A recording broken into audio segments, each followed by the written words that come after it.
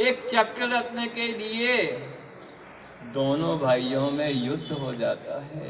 यह अज्ञान की ही तो परिणति है। ज्ञान होता तो क्या, चक्र चक्र में है, आत्मा आत्मा में है। आत्मा हमारा कोई चक्र नहीं होता सकता।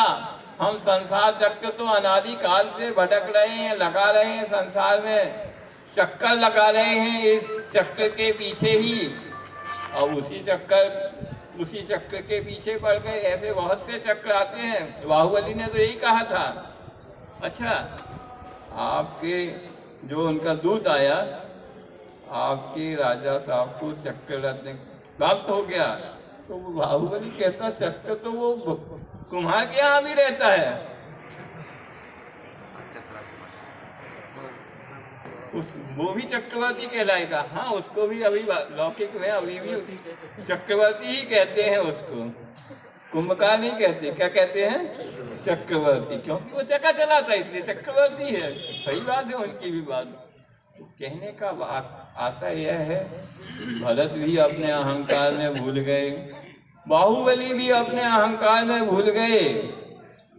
अब दोनों बिल्कुल सगे भाई, दोनों में राज्य व्यवस्था के पहले जब राज्य नहीं था तब तक आगाज प्रेम था, सब बातें थी। पर अब इनको लगा कि हमारे अयोध्या नगर में चक्र प्रवेश नहीं कर रहा, तो क्यों नहीं कर रहा है? तो उनके जो निमित्त ज्ञानी आदि कुशल पुरुषों ने बताया कि आपने कि 6 खंड विजय पूरी नहीं हुई है, इसलिए चक्र रत्न प्रवेश नहीं कर रहा। तो भरत चक्रवर्ती कहते हैं 6 खंड तो विजय करके हम आ गए, 60 वर्ष 1000 वर्ष 6 खंड की विजय में, दिग्विजय यात्रा में ही तो हमने लगा दिया, अब कौन बचा है? तो उनके सेनापति मंत्री आदि महोदय कहते हैं महाराज, आपने बाहर तो सब कुछ जीत लिया, बाहर के सभी राजाओं को जीत लिया, और आपके घर के आपके स्वयं अनुज, जो कि पूर्व में पिता श्री आदिनाथ भगवान सबको अलग अलग राज्य दे गए थे, वह अभी भी अपने राज्य पर आरूढ़ हैं। उन्होंने आपकी अधीनता स्वीकार नहीं की है। तो भरत कहता अच्छा ऐसा? तो अब एक चक्र के पीछे उनको सभी अपने भ्राताओं को आदेशित करना पड़ा कि आप हमारी अधीनता स्वीकार कर लीजिए, नहीं तो चक्र प्रवेश नहीं करेगा अयोध्या में। तो भरत के जो 100 भाई थे, उन्होंने तो सोचा भरत जी को तो चक्र का नशा आ गया है, अपन क्या करें, अधीनता स्वीकार करें, इससे अच्छा अपन पिताजी ने राज्य दिया था उन्हीं के चरणों में समर्पित करके दीक्षा धारण कर लेते हैं। सभी उनके भाइयों ने उन्हीं दीक्षा धारण कर ली, समोषण में पहुंच गए। पर बाहुबली तो बाहुबली थे, हैं? नाम ही बाहुबली है। तो उन्होंने कहा मैं कैसे अधीनता स्वीकार कर लूं? आप भी कहते ना हम कैसे मान जाएं, हमें पिताजी इतना हिस्सा दे गए, हम कैसे दे देंगे आपको? वो तो हमारा अधिकार है, आपसे तो हमने लिया नहीं है। आपका हिस्सा आप उपभोग करो, हम अपने हिस्से का उपभोग करते हैं, ऐसे आप कहेंगे? अरे जे नहीं भी कहें, नहीं भी हिस्सा बांट दो, तो आज के जमाने में तो दूसरे के हिस्से में हमारा तो हमारा है ही है, दूसरा का भी कितना मिल जाए ये देखते हैं। तो वहाँ तो बिल्कुल व्यवस्थित विभाजन करके गए थे आदिनाथ भगवान। तो उन्होंने कह दिया हमें तो पिता श्री से जो राज्य मिला था हम उसको ऐसे नहीं दे सकते। और रही बात, भरत हमारे बड़े भाई हैं, भाई होने के नाते उनके चरणों में मेरा सर हमेशा है और हमेशा मैं उनकी विनय करने संलग्न हूँ। और यदि कोई राजा की चक्रवर्ती की धौंस दिखाए कि आप हमारी अधीनता स्वीकार कर लो, हमारे चरणों में आ जाओ, तो बाहुबली आने से रहा। क्या हुआ, परिणति क्या हुई?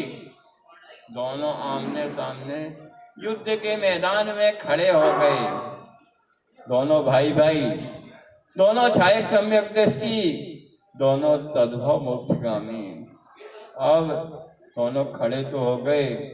अब वहां के प्रजाजन, बुद्धिजीवी वर्ग, मंत्री वर्ग, सेनापति सभी सोचते हैं दोनों तो तद्भव मोक्षगामी हैं, वज्र सब नाला सहनन के धारी हैं, इनका तो किंचित मात्र भी कुछ नहीं बिगड़ना है, पर जो सेना लड़ेगी भिड़ेगी नुकसान उन्हीं का होना है। समझदारी के से काम किया जाए। दोनों पक्षों के बुद्धिजीवी वर्ग ने मंत्रणा की और फिर दोनों भरत और बाहुबली के पास पहुंचे।